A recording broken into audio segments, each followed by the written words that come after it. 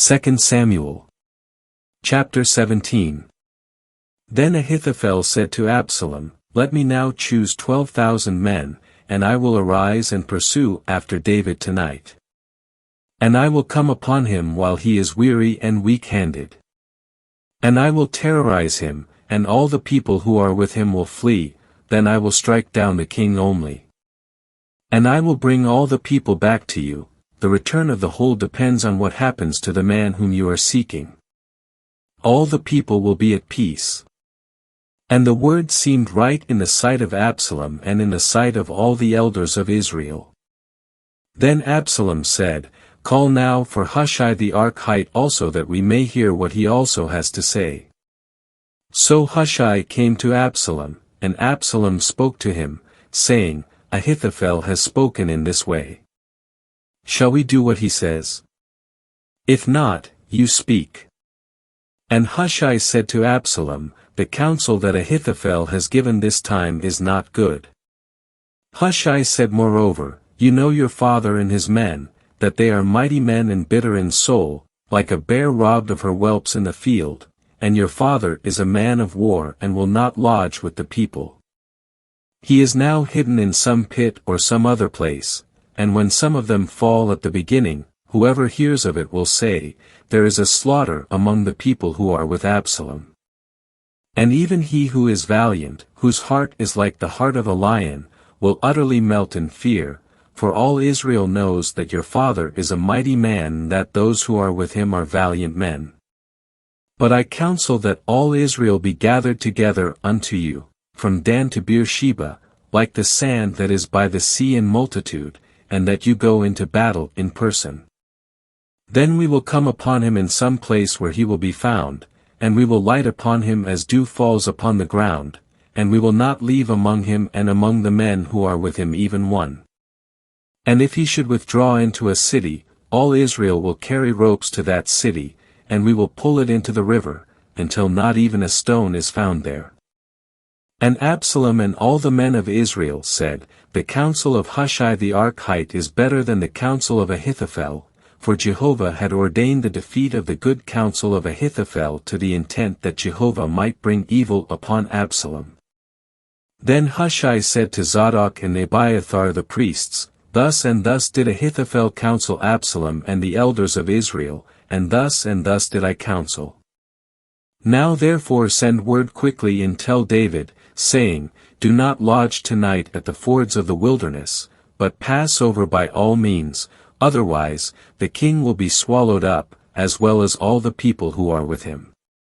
Now Jonathan and Ahimaaz were staying in En-Rogel, and a female servant would go and tell them, and they would go and tell King David, for they could not risk being seen coming into the city.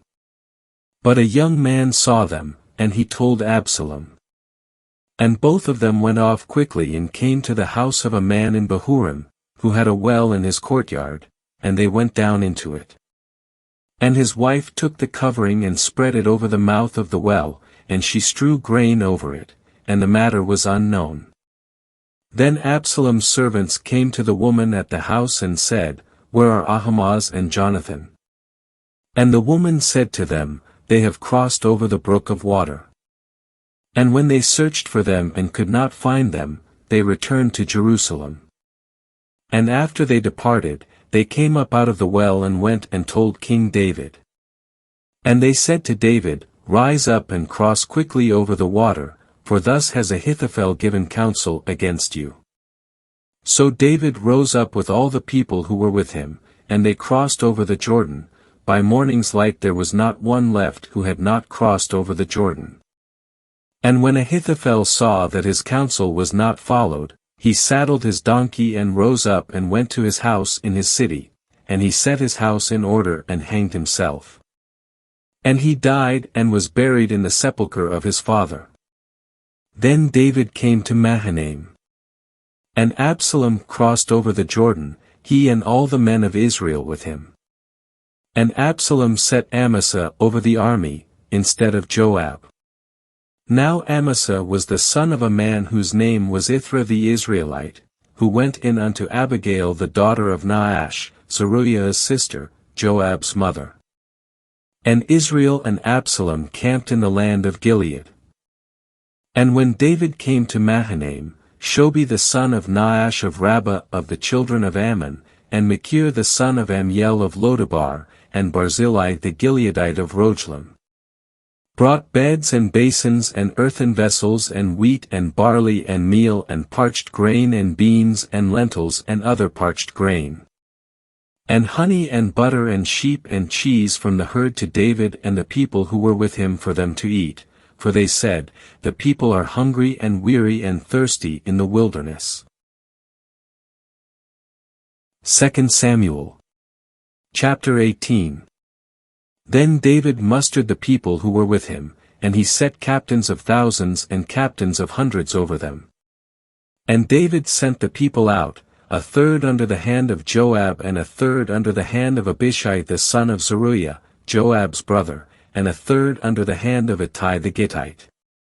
And the king said to the people, I myself will surely go forth with you also. But the people said, You shall not go forth, for if we flee off, they will not care about us, and if half of us die, they will not care about us. But you are worth 10,000 of us, therefore it is better for you to be available to help us from the city. And the king said to them, What seems best in your sight I will do. So the king stood at the side of the gate, and all the people went forth by hundreds and by thousands. And the king commanded Joab and Abishai and Ittai, saying, Deal gently for my sake with the young man Absalom. And all the people heard when the king gave the command to all the captains concerning Absalom. And the people went forth into the field against Israel, and the battle was in the forest of Ephraim. And the people of Israel were struck there before the servants of David, and there was a great slaughter of 20,000 there on that day. And the battle was spread there over the face of all the land, and the forest devoured more people that day than the sword devoured.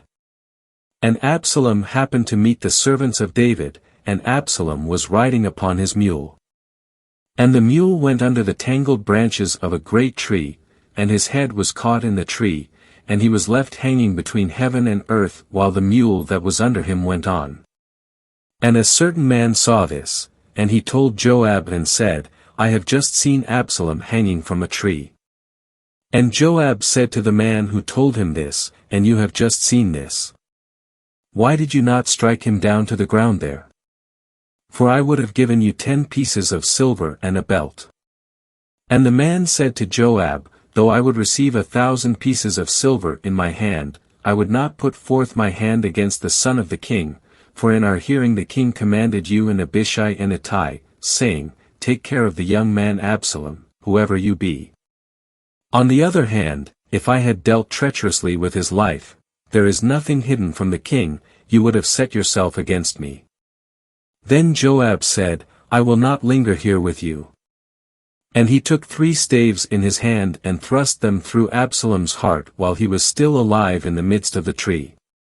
And 10 young men who carried Joab's armor surrounded Absalom and struck him, and they killed him. And Joab blew the trumpet, and the people returned from pursuing after Israel, for Joab restrained the people. And they took Absalom and threw him into a great pit in the forest, and they cast up over him a very great mound of stones. And all Israel fled, every man to his tent. Now Absalom, while he was alive, had taken a pillar which was in the king's valley and raised it up for himself, for he said, I have no son to keep my name in remembrance. And he called the pillar by his own name, and it is called Absalom's monument to this day. Then Ahimaaz the son of Zadok said, Let me now run and announce the news to the king, that Jehovah has avenged him of his enemies. And Joab said to him, You shall not be the bearer of the news this day, but you shall announce the news on another day, yet on this day you shall not announce the news, for the king's son is dead.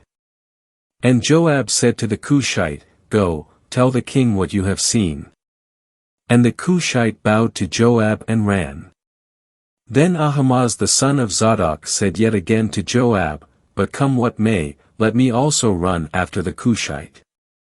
And Joab said, Why will you run, my son, seeing that you will have no reward for the news? But come what may, he said, I will run.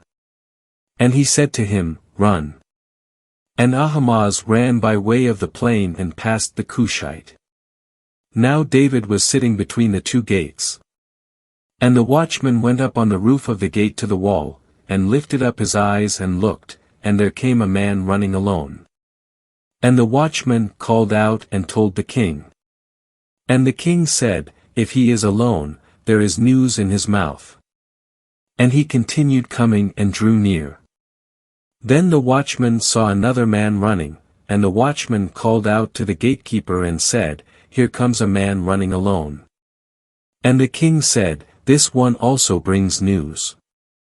And the watchman said, I think the running of the first one is like the running of Ahimaaz the son of Zadok. And the king said, He is a good man and comes with good news. And Ahimaaz called out and said to the king, All is well, and he bowed down to the king on his face to the ground. And he said, Blessed be Jehovah your God, who has delivered up the men who have lifted up their hand against my lord the king. And the king said, Is all well with the young man Absalom? And Ahimaaz said, When Joab sent the king's servant and me your servant, I saw a great commotion, but I do not know what it was. And the king said, Turn aside, and stand here. And he turned aside and stood there. Just then the Cushite came, and the Cushite said, Good news for my lord the king, for today Jehovah has avenged you of all who have risen up against you. And the king said to the Cushite, Is all well with the young man Absalom? And the Cushite said, May the enemies of my lord the king and all those who rise up against you to harm you be like that young man. And the king was badly shaken, and he went up to the chamber over the gate and wept. And as he went, he spoke thus, O my son Absalom! My son Absalom! If only I had died instead of you! O Absalom, my son!